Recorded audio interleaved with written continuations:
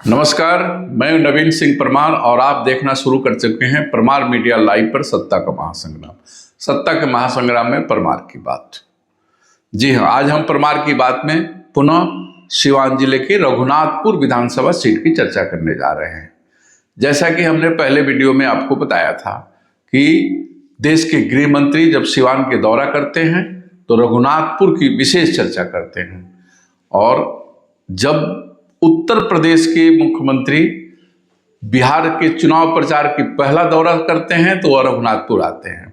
जिस प्रकार से अमित शाह ने रघुनाथपुर में महागठबंधन प्रत्याशी को टारगेट करते हुए कहा कि किसी भी परिस्थिति में महागठबंधन के प्रत्याशी को नहीं जीतने देना है, बिहार में गुंडा राज माफिया राज नहीं पनपने देना है, उसी बात को योगी आदित्यनाथ ने भी आगे बढ़ाया और उन्होंने भी कहा कि किसी भी परिस्थिति में रघुनाथपुर से खानदानी अपराधियों को नहीं जीतने देना है। आइए सुनते हैं रघुनाथपुर विधानसभा की चर्चा करते हुए योगी आदित्यनाथ ने क्या कहा। मुझे आश्चर्य हुआ जब मैं रघुनाथपुर में आया और रघुनाथपुर में आकर के मैंने देखा कि आरजेडी ने यहां से जो प्रत्याशी दिया है वो अपनी खानदानी आपराधिक पृष्ठभूमि के लिए इस पूरे क्षेत्र नहीं देश और दुनिया में कुख्यात रहा है।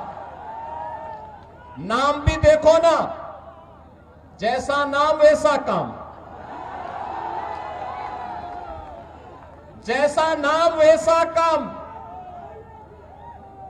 और बहनों और भाइयों, इसीलिए तो मैं कहता हूं, हमने यूपी के अंदर एक बात कही कि भाई देखो, अपराध और अपराधियों के प्रति जीरो टॉलरेंस,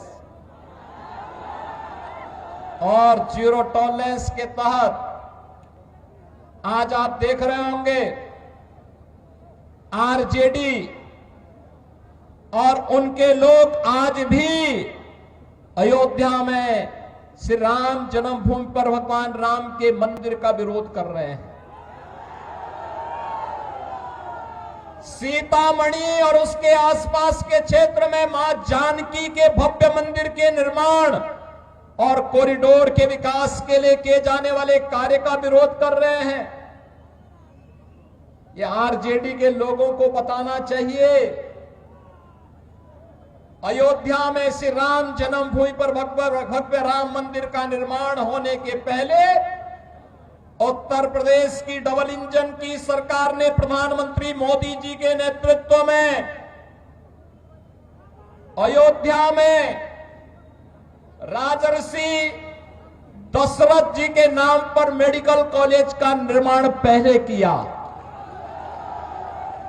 महर्षि वाल्मीकि के नाम पर इंटरनेशनल एयरपोर्ट का निर्माण किया, और फिर 500 वर्षों के कलंक को मिटाते हुए भगवान राम के भव्य मंदिर के निर्माण का मार्ग भी प्रशस्त किया।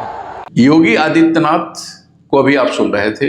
योगी आदित्यनाथ ने केवल रघुनाथपुर विधानसभा की चर्चा नहीं की, रघुनाथपुर के साथ साथ उन्होंने पूरे बिहार के लिए एक नैरेटिव सेट करने का भी काम किया। उन्होंने जंगल राज के विषय में बताते हुए सिवान के चंदा बाबू के साथ हुए घटना के भी जिक्र की। आइए सुनते हैं योगी आदित्यनाथ ने सिवान में जंगल राज की चर्चा करते हुए क्या कहा। बहनों और भाइयों, सिवान में वह जंगल राज फिर से मत आने दीजिए। आपने देखा होगा कैसे चांद बाबू के पुत्र के ऊपर इसी सिवान में एसिड उड़ेलने का काम हुआ था। ये वही बिहार है। ये अपराधी फिर से जीवित न होने पाए। ये कांग्रेस को, आरजेडी और समाजवादी पार्टी जैसे दलों को शोभा दे सकता है कि वे किसी पेशेवर अपराधी और माफिया को गले लगा करके किसी बाबर और किसी औरंगजेब की मजार में जाकर के सजदा पड़े, लेकिन यहां किसी सच्चे भारतीय को शोभा नहीं देता है।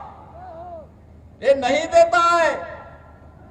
हम लोग तो उसी मार्ग के पथिक हैं जो गर्व से इस बारे में बोलता है कि रामलला हम आएंगे, मंदिर वही बनाएंगे और बना करके दिखा भी देते हैं।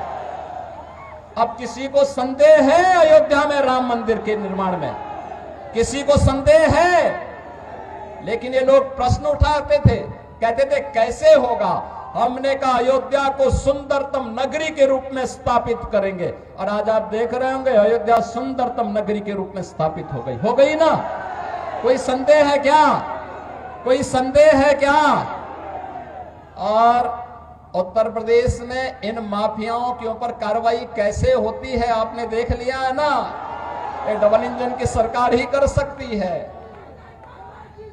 एनडीए की डबल इंजन की सरकार ही ये करेगी। इनकी प्रॉपर्टी को भी जब्त कर दिया जाता है। गरीबों के लिए आवास बनाए जाते हैं, गरीबों के लिए भी आवास बनाए जाते हैं, और मैं स्वयं जाकर के उन गरीबों को वहां पर मकान की चाबी भी दे देता हूं। अभी आप योगी आदित्यनाथ को सुन रहे थे। जैसा कि आपने सुना कि योगी आदित्यनाथ भी जब सिवान आए तो उन्होंने शहाबुद्दीन का नाम तो नहीं लिया, ओसामा साहब का नाम तो नहीं लिया, लेकिन जम करके जंगल राज, माफिया राज और खानदानी अपराधियों पर बरसे। एक तरह से उनके भाषण का भी मुख्य केंद्र बिंदु सिवान और शहाबुद्दीन और ओसामा रहे। सिवान की राजनीति में जो भी नेता आ रहे हैं वो उनके चर्चा में ओसामा और शहाबुद्दीन रह रहे हैं, वो एनडीए के नेता हो या महागठबंधन के नेता हो। सिवान में जैसे जैसे नेताओं का पदार्पण होगा, जैसे जैसे सिवान की राजनीति पर वो अपनी बात रखेंगे, हम अपने वीडियो में उनके बातों को लेके आते रहेंगे। आप जब तक हमारे साथ बने रहिए, जहाँ भी रहिए, मस्त रहिए, स्वस्थ रहिए, परमार मीडिया लाइव देखते रहिए। मिलते हैं फिर अगले वीडियो में।